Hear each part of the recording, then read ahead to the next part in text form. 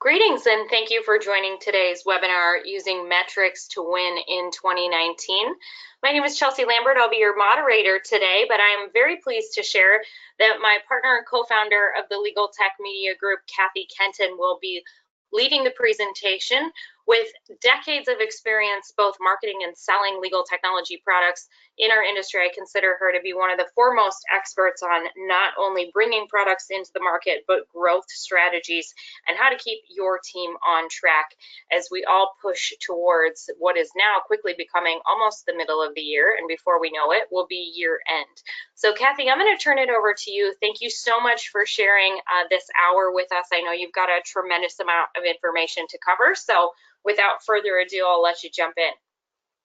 Well, thanks, Chelsea. I'm happy to be here and welcome to a topic that I find very interesting and very important, and that's using metrics to win, whether it's this year, next year, or whatever year you're in. We're going to use 2019 because it's already the middle of April. We've got tax day out of the way, and my question to you is, how do you know where you're going to end up in 29 by the end of the year? So let's start. I won't spend a lot of time on this topic, on this slide. This is some of my background and some of the work I've done, and feel free, the slides will be available after the session, and you're more than welcome to contact me and talk about any questions you have. So my goal for 2019, and as I said, we're already at April, the middle of April. My goal is to accomplish the goals that I had for last year that I should have done the year before, because I promised to get them done the year before and I planned them even before that. And I know I am not exempt from this. This is really common, especially when we're in a busy organization and a busy environment. We have a lot of things we want to accomplish. We probably all wear a lot of hats, and we need to keep our eyes on the prize, and that's really what we're going to talk about today.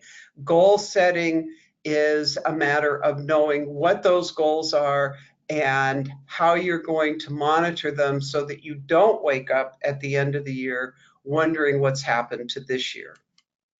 So what are your goals for 2019? Those goals are different for every organization and for every marketer and sales executive within an organization. Are your goals revenue based? Are you trying to reach a certain number, a certain dollar amount? Are you looking to have a specific number of users or a targeted number of users? Are you thinking about an exit and you're setting yourself up to look your best for a potential buyer or an investor?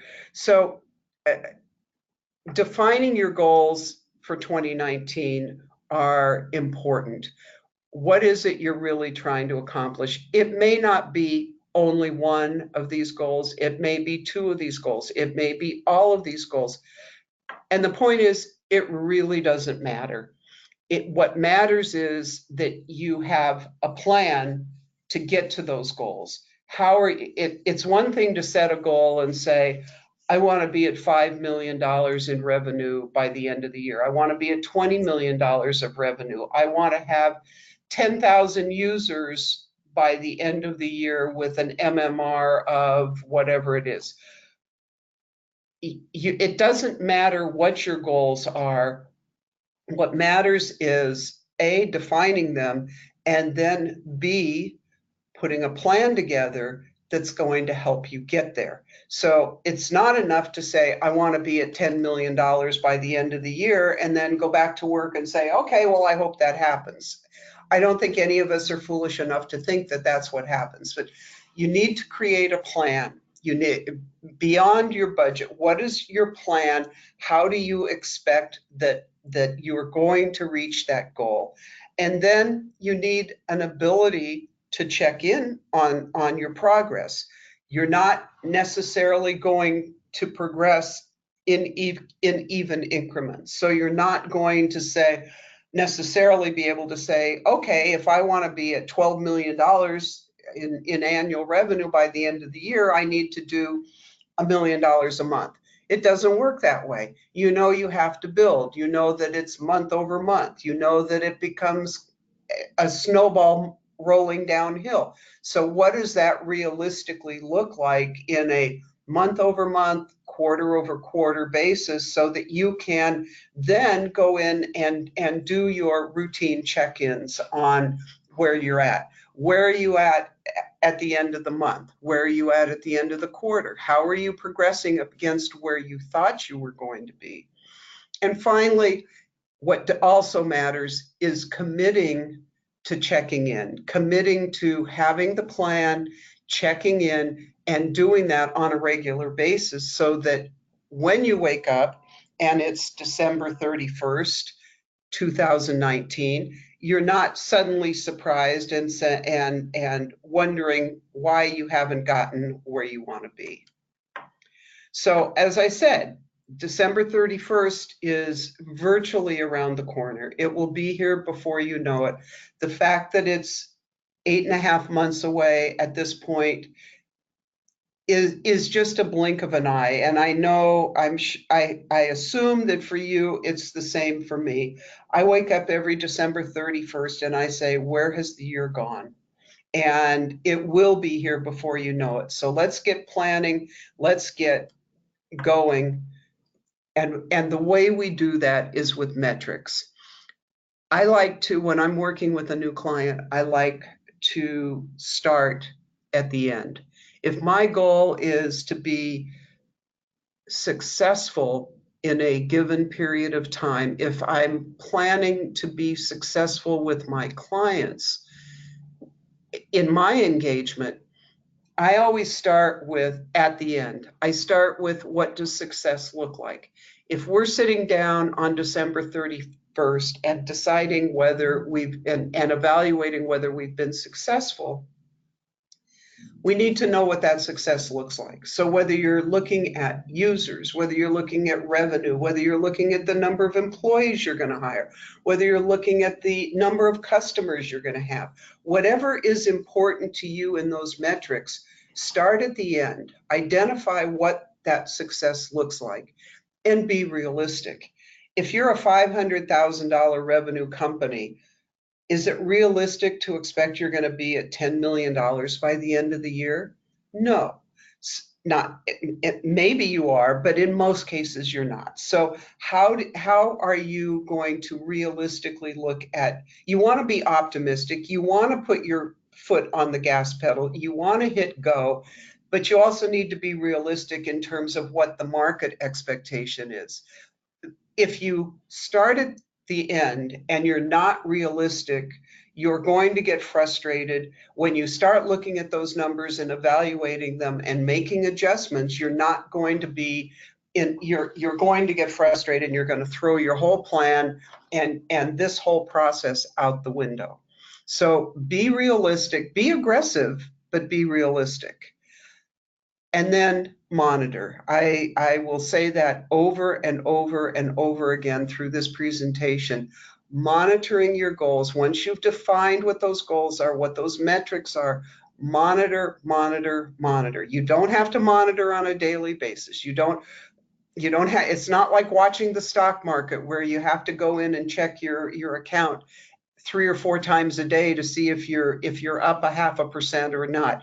But you need to have a regular schedule for monitoring those metrics. So let's take a simple example. Let's take a revenue goal. You want X number of dollars by the end of the year. That could be actual revenue, that could be annual recurring revenue. Whatever your revenue, in this case, whatever your revenue goal is, what does your average sale look like? I mean, this is simple math. You've got a revenue goal, your average sale, you divide by your average sale, that tells you the number of sales to reach a goal. This isn't rocket science. Consider the details. I mean, this is where you get a little bit deeper. What's the average close time? If you need to make 1,000 sales and you have a 9-month average close time, you better get on your horse, because you're not, unless you've got all of those leads in your funnel, unless you've got everything already set up so that you can get those leads closed, and those sales made, you're probably not going to make it. So understand what your average close time is. Again, work backwards on this. Know what your average close time is, know what your number of sales in this example is, and figure it out. MQLs, marketing qualified leads. What is a marketing qualified lead? I'm sure most of you know the answer to that. A marketing qualified lead doesn't mean that they're sales ready. A marketing qualified lead means that they're in your funnel. You've brought them in the door. You're nurturing them. You're moving them along, and they're responding to you. They're visiting your website. They're opening your emails. They're continuing to move to a more positive relationship, but they haven't yet given you the signs to hold up their hands and say, I'm ready to buy. So, and obviously every organization is different, every product is different, every process is different. But understand what an MQL is, a marketing qualified lead, versus someone that is in your contact database and you're emailing to, but they never open your emails, and they haven't said unsubscribe. They haven't said don't send me anything more, but they're not taking any action. That is not a true MQL. Just because you have contacts in your database does not mean you've got marketing qualified leads. So once they progress from an MQL to an SQL, a sales qualified lead, how many of those do you have on average in your contact database? How are they performing? How have you identified that they are an SQL? So within your marketing automation system, within your CRM, what processes do you have in place to know who your hottest sales leads are, to have your sales team working on the proper group of contacts that they can have the best opportunity to close? And what does that number look like? And if that number looks like it isn't up to snuff for you to get to your revenue goals or your user goals, then you need to go back and say, okay, what are we going to do to increase this number? Because we know that out of all the SQLs we have, this is the percentage of leads of SQLs that we close.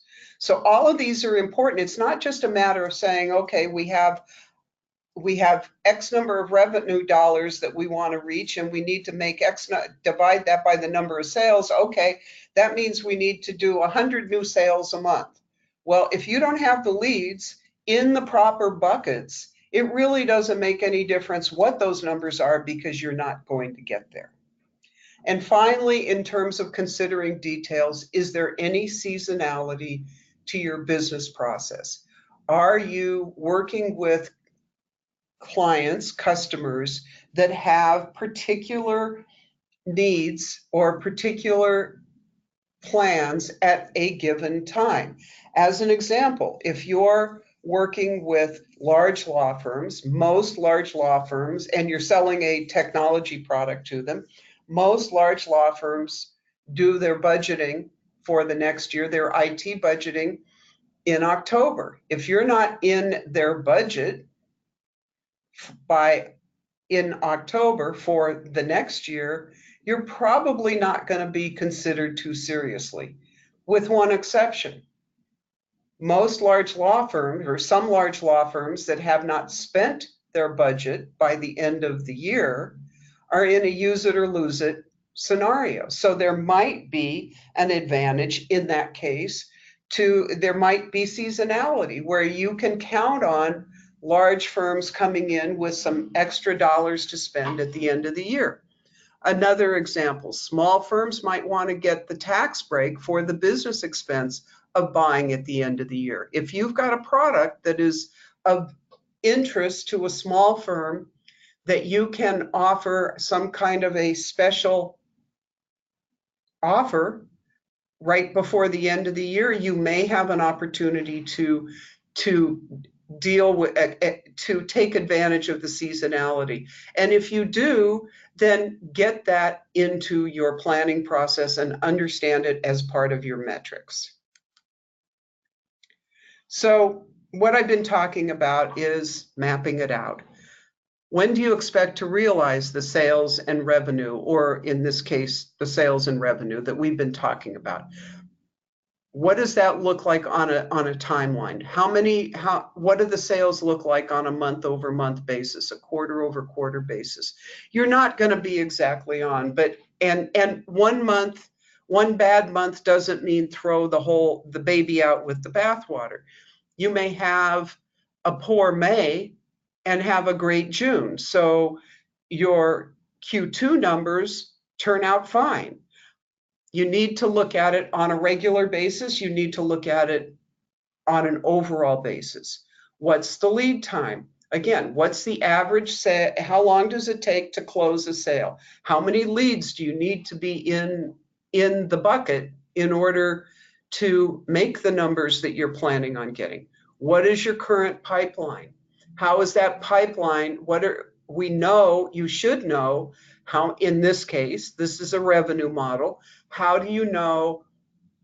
You should know what percentage of leads, of sales qualified leads you close. If that number is 10% or 40% or 70%, apply that number to what's in your pipeline, to what you've identified as sales qualified leads. Make sure that that pipeline has sufficient opportunities to meet your goals. And then if it doesn't, what's the deficit? If your pipeline is short and you know it's short, you better kick up your marketing efforts to fill that pipeline and move your prospects through the funnel. So here's a few more considerations to think about. You need to realistically evaluate your pipeline. Everyone who's identified as a sales qualified lead is not going to buy. You can have the best product in the world, not everyone's going to buy it. And I don't think anyone is going to be surprised or argue that that statement. It's just a reality. So be realistic when you're evaluating the pipeline. Be realistic with your goals. Do you have a reasonable shot of getting there, getting to where you want to go? And if you have a reasonable shot, great. If you don't have a reasonable shot, what do you need to do to get there? And in getting there, one of the considerations is obviously your cost per lead. What you can add to what you're doing, you can change what you're doing, you can add and change what you're doing, but what is it going to cost you per lead to get that pipeline filled to the point that you need it filled? And from cost per lead, you go to cost per sale. If you are spending $10 on a lead and you close 1 out of 10, clearly your cost per sale is $100. Can you afford that? And that's obviously a very simplified example. But what does it cost you to acquire a customer? What is your overall marketing cost and sales cost divided by your cost, by your number of sales? That's going to give you a true CAC. Once you have a CAC, then look at what's your customer lifetime value. I think this is an area where so many folks forget to think about lifetime value. They're looking at, gosh, I can't afford to spend $10 per lead because I've only got a product that generates $100 in revenue per year. And if I'm spending that, by the time I manage all of my other expenses, I'm losing money on it. Yes, probably in the first year you are losing money on it. But if you have that customer on average for 5 years or 7 years or 2 years, you have to look at what the customer lifetime value is. If you're selling a product that is a one-time perpetual license, which we all used to do in the old days, then you're really at a disadvantage, because then that customer is really only what they pay you that one time, with maybe some additional incremental or cross-selling benefits. You have to consider all those things. If you've got customers on a monthly or annual subscription basis, where you know that year over year or month over month they're going to be paying you an amount, look at that. And obviously the hardest time to evaluate customer lifetime value is as a startup or a very young company, because frankly you just don't have the experience yet. So in those cases, what you want to do is give it your best guess and be conservative. So if you think realistically we can keep a customer for 4 years before they start looking for something else, then be conservative. Don't use a customer lifetime value of annual times 4. Use a customer lifetime value of annual revenue times 2. Take it at 50% or 60% or 40%, however conservative you want to be. Set your customer lifetime value, if you don't know exactly, as a conservative number, because lifetime value divided by acquisition cost is going to tell you what you can afford. So your customer lifetime value divided by your customer acquisition cost is really what you want to be looking at when you're considering both revenue and expenses. And unfortunately, we can't forget about churn.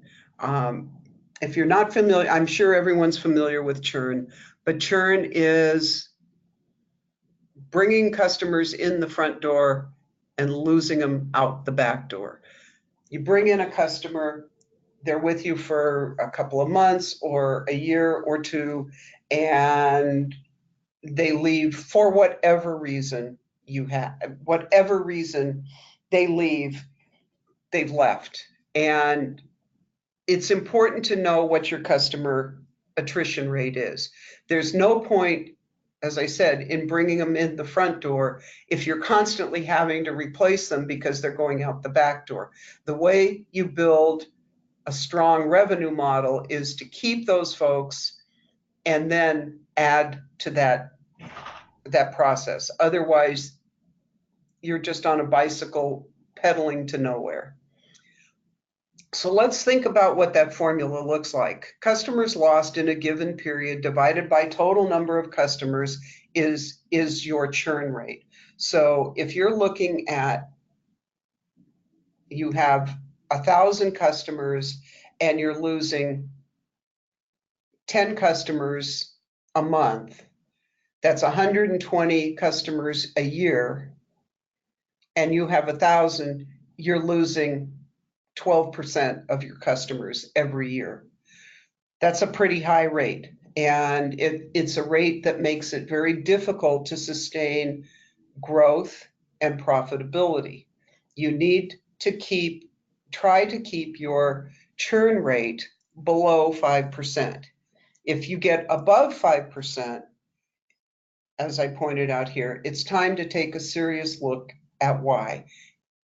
Is it your customer service? Is it your product? Does your product need improvement? Are you not maintaining a relationship with your client? Are you not hearing what your clients are telling you? Are you not providing an adequate service? Are you not providing adequate value? All of those elements, it's not just sales and marketing. You've got the customer. Now's the time to go to work and keep your customers. And the last bullet on this slide is a link to a wonderful HubSpot article on customer retention metrics that I encourage you all to visit and read. It says it all. It talks about the value of customer retention and how to look at it. So it's here for your reference. So let's talk about KPIs, key performance indicators. What are some of the KPIs that we all want to be looking at? The first one obviously is revenue over time. And when I say time, I mean given periods of time, not just annual revenue. What's your monthly revenue? In some cases, it might be what's your weekly revenue, but in most cases, it's what's your monthly revenue. How are you looking at your month over month?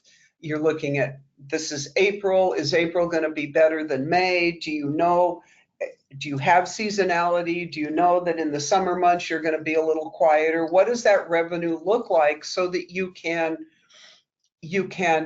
manage that, not only from an expense standpoint, but that you can look at it and say, uh-oh, things aren't going as well as we planned. We better A, figure out why, and we better B, figure out what we're going to do about it. Are we going to increase our marketing? Are we going to look at our sales results and say, we were closing 10% of our SQLs and we're down to 8%. That accounts for why we're not hitting our numbers. What has changed in our sales process? What are we doing? What can we improve in our sales process that can help us with those, meet our revenue goals? So the next KPI is leads per sale. How many leads do we need to bring in at the top of the funnel to move down to get a sale? And these are not numbers. There's no industry specifics on these. It's not like we can say, okay, in every case, you need to have 25 leads to make one sale. That's going to vary from company to company and from product to product. If you've got multiple products, you're probably going to find that the number of leads to generate a sale are going to be different. So what does your leads per sale number look like? And if you're young and you're just getting started, what do you think it's going to be? Again, adjust it over time, but have some kind of thought process around that so that you can evaluate it and say, this is where we expect to be. And then marketing performance. So this is your ROI. How do you evaluate your marketing performance? How do you look at the different channels, the dollars that you're spending, and the results you're getting from them? Remember, marketing performance, bringing in a lead, is not the same thing as making a sale. So if you're evaluating marketing performance on the basis of cost per lead, you need to understand what those leads are going to do. You're going to find over time that your leads, some leads are better than other leads, and some resources and some lead generation opportunities generate better leads than others, or leads that will close faster or better than others. But that doesn't mean you shouldn't be doing the others. It just means you need to look at your costs and how those costs relate to your ultimate lead closing rates. Channel performance is another KPI you need to look at it very closely. You may have different channels. You may have a direct sales channel. You may have a product where in some cases you can just send the customer directly to a subscribe site and you don't really need a lot of intervention. But then there may be other products where you need a salesperson and sales type of intervention. Those are two completely different types of channels. Another channel could be partners. If you have a partner channel, what does that partner channel performance look like? What are the expectations that you want to establish for that channel? And are you monitoring that? Are you monitoring the partner in that channel to make certain that you've got enough partners and that those partners are keeping busy and that you're supporting them with the activities that you need to support them with? And then, of course, customer retention costs. What does it cost you to keep a customer? You've got tech support, you've got product development, you've got customer success staff, you've got administrative staff. All of those costs go into your customer retention, which is much different than your marketing and sales costs. So again, an important KPI that you're going to want to consider. What is your spend in customer retention costs divided by the number of customers you have? Over time, can you grow that? Can you reduce it? Is it growing? Can you reduce it? How are you going to want to look at that factor? So once again, 2020 is right around the corner. It's going to be here before we know it. What are we doing today? What are you doing today to make sure that you wake up on January 1st, 2020 with a smile on your face? And I hope you all understand, we all go through this. This is not something that is unique to a technology company. This is not unique to companies selling into the legal vertical. Chelsea and I do this all the time. We work on this all the time. We set our goals, we establish our metrics, we check in, we say, what are we doing that's right? What are we doing that's not working? How do we fix this? How do we improve on it? So this is not something, there's no magic to this. This happens in every business, and it's just a matter of sitting down and figuring it out. So with that, I'm going to open up to questions. This is just a slide on some of the kinds of work that we do, and I want to thank you for your time, and we'll be happy to take any questions. Thank you so much, Cathy. We do have a couple questions coming in. Please feel free to enter those into the chat box or questions pane, and we'll tackle them here as we've got a few extra minutes at the end of the presentation.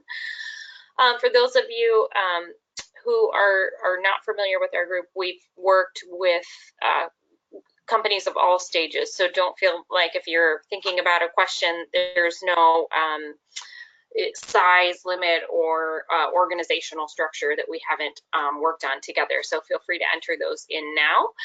One of the first questions that's come in is, what is your recommendation for a company that is doing both the sales and the marketing at the same time? Early stage companies, to take this a little bit further, early stage companies oftentimes have one or a handful of people doing service and sales and marketing. And so that's a lot of responsibility, as you said, for wearing all the hats. How have you seen, or what is a system that you can recommend from a tracking perspective to make sure that time management is allocated accordingly, from just being able to follow up with leads and chase down sales? Sure. So that's a tough one, because obviously, and honestly, we're all in that boat. Most companies, unless you're a very large company, most of us wear multiple hats, and it's really a matter of identifying what's important. And sometimes, obviously, if you're wearing these kinds of multiple hats, where you're wearing a business planning, a marketing, a sales hat, a business development for channel hat, it's like, gosh, how do I get all this done, and what's most important? And the immediate reaction is, I got to make sales. I got to make sales. And I will not dispute that. You do have to make sales, but you do have to be successful. and stay on top of things, you do have to find a way to allocate time and resources to making sure you're not losing track of where you're at. So I would suggest that you take some of these examples and you decide quickly what your priority. I think you know what your priority is, whether it's revenue, whether it's users, whether it's uh, number of customers, whatever your priority is. You don't need a super sophisticated system to do this work. What you need to do is just take a quick spreadsheet and plug some numbers into that and figure out what you need to know in order to get where you want to go.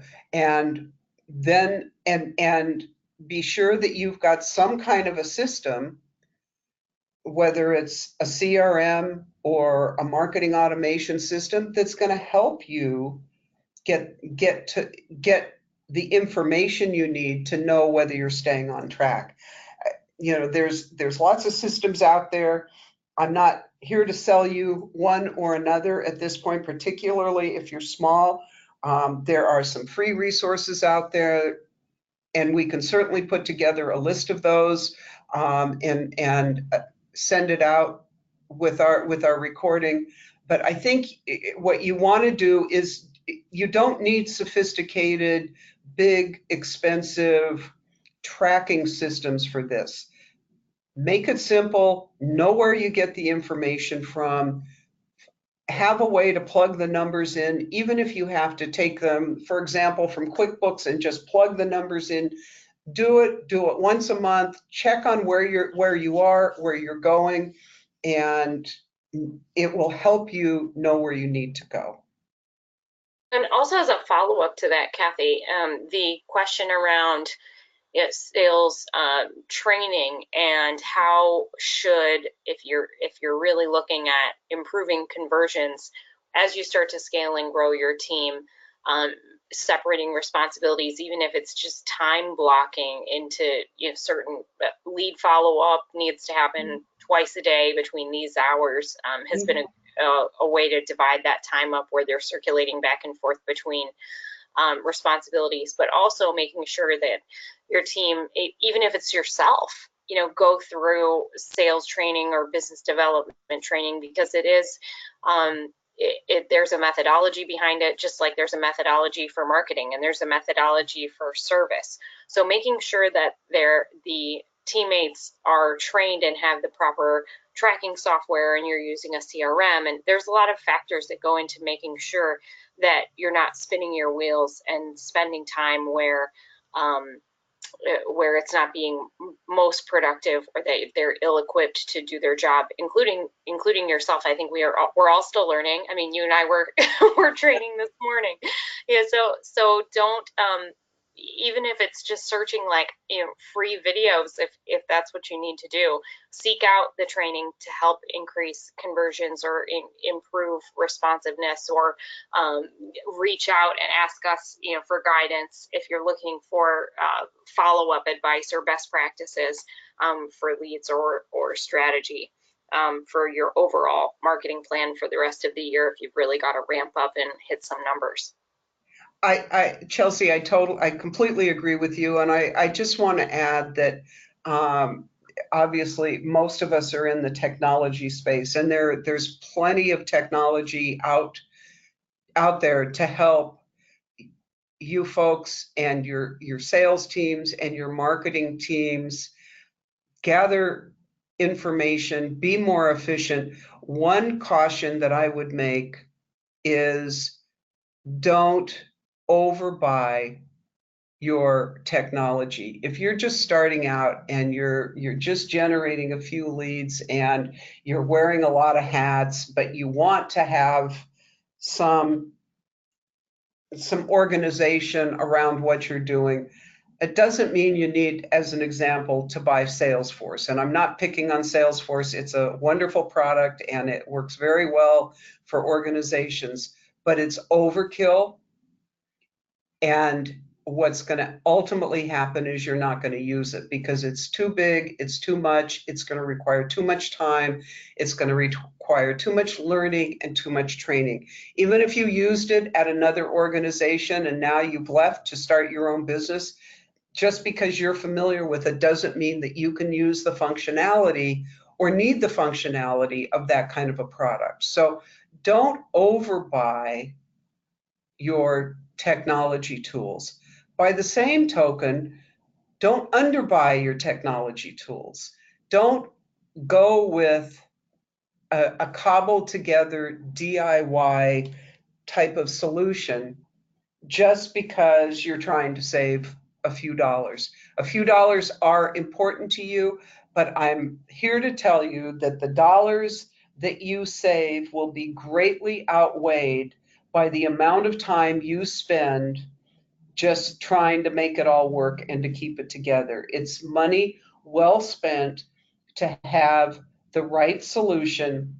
We don't always, we outgrow our products and we need to go to the next thing. That's actually a good product to have. It's a headache, but it's a good product to have, problem to have. What you need to do is to evaluate products and your needs based on here's where I am today, here's where I'm going to be for the next 12, 18, 24 months. This is going to work great for me, and then I'll start thinking about the next thing.